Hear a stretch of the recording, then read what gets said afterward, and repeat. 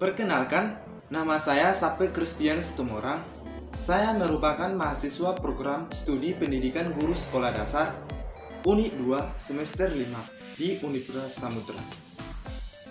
Video ini berisikan tentang video pembelajaran buat adik-adik yang belajar secara daring dari rumah. Dan video ini saya buat untuk menyelesaikan tugas pembelajaran Bahasa dan Sastra Indonesia yang dibimbing oleh Ibu Juliati SPD MPD. Semoga video ini bermanfaat buat adik-adik, kawan-kawan, orang tua yang mendengarkannya.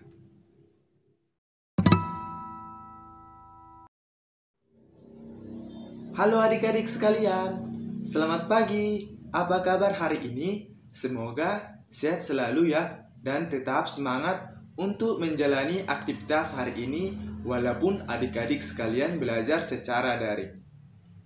Nah, hari ini Abang akan mengajarkan adik-adik pembelajaran Bahasa dan Sastra Indonesia tentang keterampilan meningkatkan kemampuan membaca.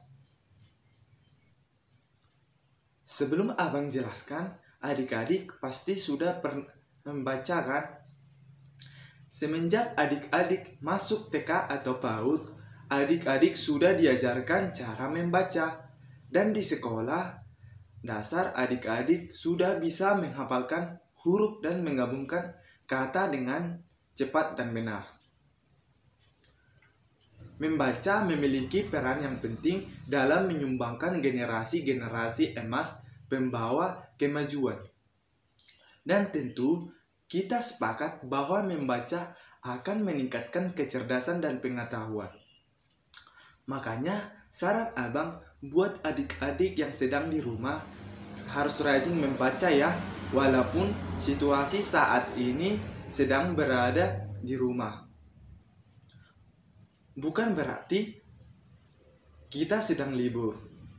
Adik-adik harus rajin membaca supaya adik-adik banyak mengetahui informasi atau pengetahuan yang lebih banyak lagi. Nah, Abang mau bertanya, apa sih yang dimaksud dengan membaca? Nah, membaca itu adalah suatu proses kegiatan melihat tulisan, bacaan, dan proses memahami isi teks dengan bersuara atau bisa juga dalam hati. Dan maksud dari keterampilan membaca merupakan keterampilan dasar bagi adik-adik sekalian yang harus kalian kuasai agar dapat mengikuti seluruh kegiatan dalam proses pendidikan. Dan pembelajaran membaca hendaknya mempunyai tujuan, karena seseorang yang membaca dengan suatu tujuan cenderung lebih memahami dibandingkan dengan orang yang tidak mempunyai tujuan. Makanya saran Abang tadi adik-adik harus rajin membaca. Supaya apa? Supaya kita atau adik-adik sekalian bisa memiliki pengetahuan yang memahami maksud dari sebuah cerita atau tulisan, sehingga adik-adik sekalian mudah mengerti, dan apabila ada sebuah tulisan, adik-adik akan mengerti apa maksud dari tulisan itu. Tujuan membaca, isi utama dalam membaca merupakan memperoleh informasi dengan akurat dan baik dari sebuah teks. Dengan adanya tujuan atau misi dalam membaca, adik-adik akan lebih menguasai apa yang dimaksud dengan membaca. Yang pertama adalah menghayati isi pada sebuah teks. Contohnya adalah membaca puisi. Adik-adik pernah menonton puisi kan? Di sana pasti adik-adik menghayati isi kaidah yang ada di dalam puisi tersebut. Yang kedua adalah membaca teks kepada peserta didik bisa membuat mereka lebih memahami sebuah bacaan. Nah, sewaktu guru membacakan sebuah paragraf, atau cerita, pasti adik-adik memahami isi dari apa yang dibacakan oleh guru tersebut, supaya adik-adik paham tentang isi yang dibacakan oleh guru. Yang ketiga adalah memakai metode tertentu agar lebih padat dalam membaca. Yang keempat adalah mengulas kembali pengetahuan yang telah lampau sehingga pengetahuan tersebut menjadi solid. Contohnya ini adalah adik-adik membacakan sebuah buku yang isinya itu pembelajaran yang sudah lewat dan adik-adik akan membacakannya. Yang kelima adalah mengkoneksikan pengetahuan lama dengan pengetahuan baru. Contohnya seperti adik-adik pasti pernah membacakan sebuah berita. Sewaktu ditayangkan kembali, adik-adik akan mengetahui apa isi berita tersebut. Yang keenam adalah mengumpulkan data sebagai tujuan untuk menyelesaikan laporan berbentuk tulisan maupun tulisan. Contohnya seperti meringkas isi buku. Yang ketujuh adalah memahami sebuah struktur bacaan. Contohnya itu adalah seperti melihat bab, subbab, dan dari bacaan yang adik-adik mau bacakan. Yang kedelapan adalah menambah wawasan pengetahuan makna pada sebuah cerita untuk peningkatan level sosial individu dari kelompok grup belajar.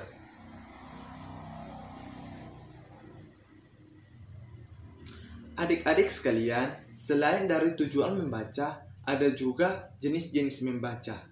Nah, apa itu jenis-jenis membaca? Yang pertama adalah membaca nyaring dan membaca dalam hati. Apa itu membaca nyaring dan membaca dalam hati? Membaca nyaring merupakan proses mengkomunikasikan isi bacaan dengan nyaring atau dengan suara kepada orang lain. Sedangkan membaca dalam hati adalah membaca tidak menggunakan suara, dan sedangkan membaca dalam hati merupakan membaca tidak menggunakan suara. Dan biasanya guru pasti pernah menyuruh adik-adik untuk membaca dalam hati kan? Terus adik-adik disuruh untuk menuliskan isi yang ada dalam bacaan tersebut. Karena tujuan utamanya mengkomunikasikan isi bacaan, maka pembaca buku harus dituntut melafalkan dengan suara nyaring dan lambang-lambang bunyi bahasa saja. Melainkan juga dituntut harus mampu melakukan proses pengolahan agar pesan-pesan atau muatan makna yang terkandung dalam lambang-lambang bunyi bahasa tersebut dapat tersampaikan secara jelas dan tepat oleh orang-orang yang mendengarkannya. Contohnya yaitu pasti guru pernah menyuruh adik-adik sekalian untuk membacakan sebuah cerita atau sebuah paragraf. Nah, di situ adik-adik harus memperhatikan isi dari bacaan yang adik-adik sampaikan. Supaya apa? Supaya orang yang mendengarkan bisa mengetahui atau mengerti apa yang dibacakan oleh adik-adik sekalian. Atau bisa juga guru bertanya kepada adik-adik sekalian atau tentang apa yang adik-adik bacakan. Maka adik-adik harus memperhatikannya. Tujuan membaca selanjutnya adalah membaca ekstensif. Apa itu membaca ekstensif? Membaca ekstensif merupakan membaca yang dilakukan secara luas. Bang, bagaimana sih membaca secara luas? Nah, abang akan berikan contohnya. Pernahkah adik-adik pergi ke perpustakaan? Kalau pernah, itu merupakan membaca ekstensif.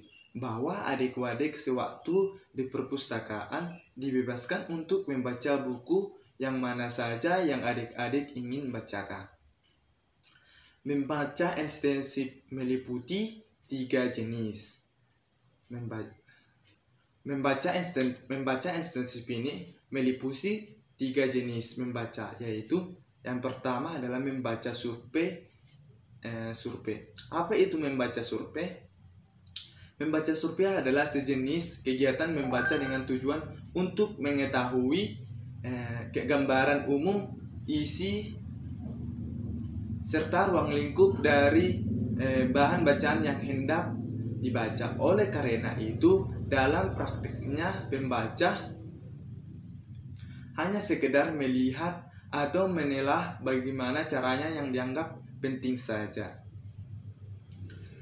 Nah, adik-adik pernah membaca sebuah buku dan adik-adik tidak membacakan seluruh isi buku, tetapi adik-adik hanya membaca judul bukunya saja, nama pengarangnya saja, babnya atau subbabnya, atau cuma ringkasannya saja. Nah, itu dinamakan dengan membaca survei. Yang kedua adalah membaca sekilas. Apa itu membaca sekilas? Membaca sekilas itu adalah membaca skimming. Adalah jenis membaca yang membuat mata bergerak dengan cepat melihat dan memperhatikan bahan tulisan untuk mencari dan memperhatikan bahan tertulis untuk mencari dan mendapatkan informasi secara cepat.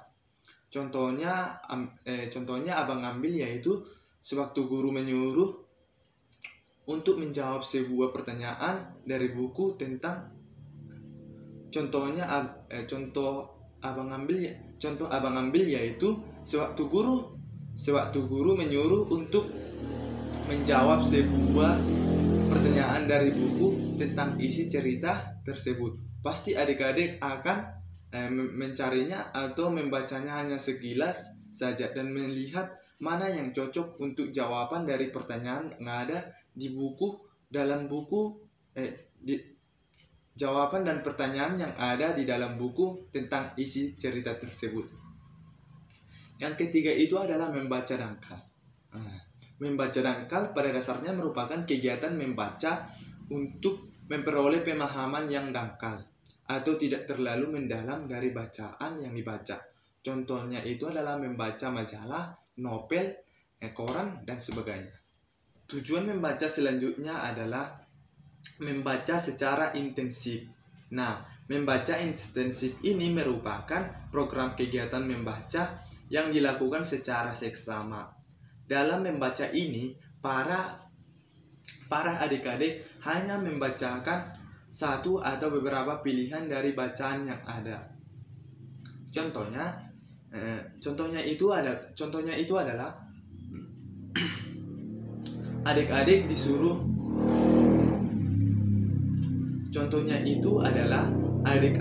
disuruh satu kelas oleh guru untuk membacakan satu paragraf dengan sama-sama.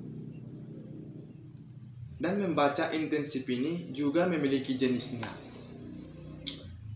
Yang pertama adalah membaca teliti. Membaca ini bertujuan untuk memahami secara detail gagasan yang terdapat dalam teks bacaan.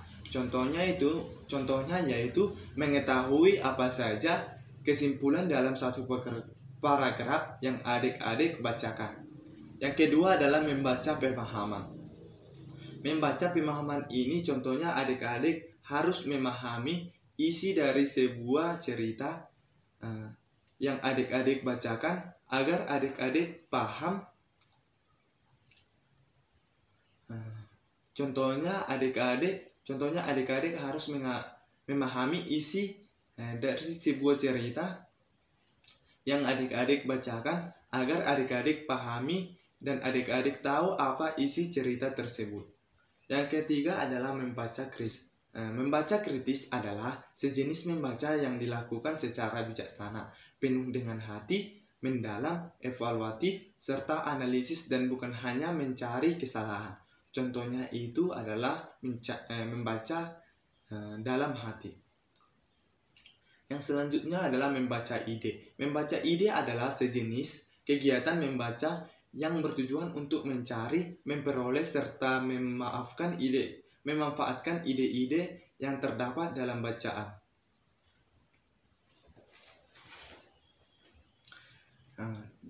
Dan selanjutnya adalah membaca bahasa asing.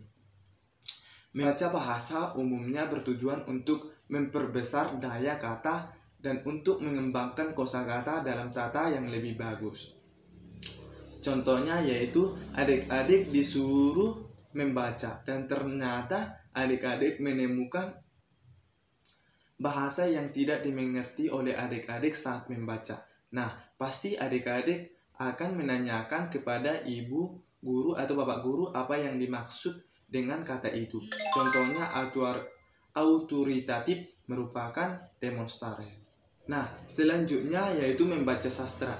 Membaca sastra ini merupakan kegiatan membaca karya sastra, baik dalam hubungannya dengan kepentingan apresiasi maupun dalam hubungan dengan kepentingan studi dan kepentingan pengkajian. Tujuan membaca selanjutnya yaitu membaca literal, kritis, dan kreatif. Metode literal merupakan kegiatan membaca sebatas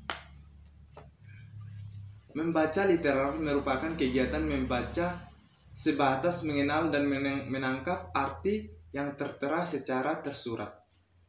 Artinya, adik-adik hanya berusaha menangkap informasi yang terdapat secara literal dalam bacaan dan tidak berusaha menangkap makna yang lebih dalam lagi, yaitu makna yang tersirat.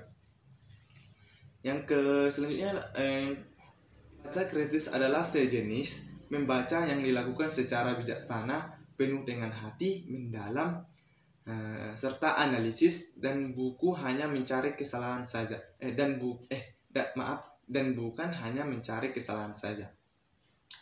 Membaca kreatif merupakan proses pembaca untuk mendapatkan nilai tambahan dari pengetahuan yang baru yang terdapat dalam bacaan lewat jalan mengidentifikasi ide-ide yang menonjol atau mengkomunikasikan pengetahuan yang sebelumnya pernah ditetapkan.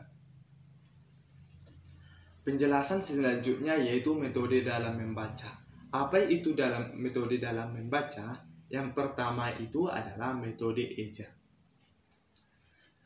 Metode eja adalah awal dalam pembelajaran membaca yang pengajarannya dimulai dengan pengenalan huruf-huruf secara alfabet. Contohnya, adik-adik diajarkan mengenal huruf A sampai Z.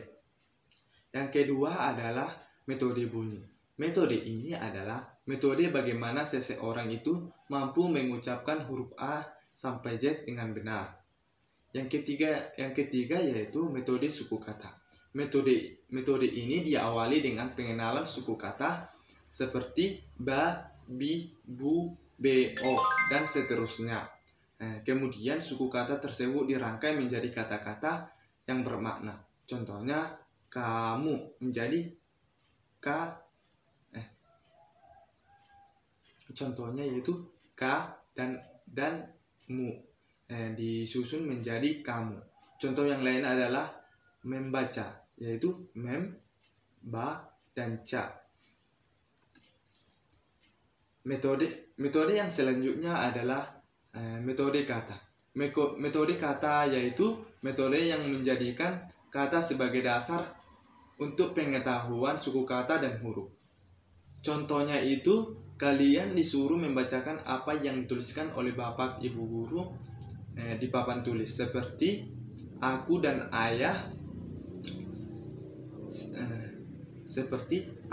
ayah pergi ke kebun untuk menanam pohon. Dan yang terakhir adalah metode global. Tujuannya yaitu mengajarkan membaca dan menulis permulaan dengan menyajikan satuan bahasa secara utuh dan menyuruh sehingga adik-adik dapat mengenal dan menyalinnya secara keseluruhan. Misalnya memperhatikan gambar, seperti gambar hewan pemakan daging. Itulah metode dalam membaca. Itulah beberapa metode dalam membaca. Yang pertama adalah metode eja, yang kedua adalah metode bunyi, yang ketiga adalah metode suku kata, dan yang keempat adalah metode yang selanjutnya adalah metode kata. Dan terakhir adalah metode global. Demikianlah video pembelajaran yang saya buat. Dan semoga video ini bermanfaat buat adik-adik sekalian. Dan adapun bahasa atau kata yang kurang pas dalam video ini, abang minta maaf. Dan saya akhiri, terima kasih.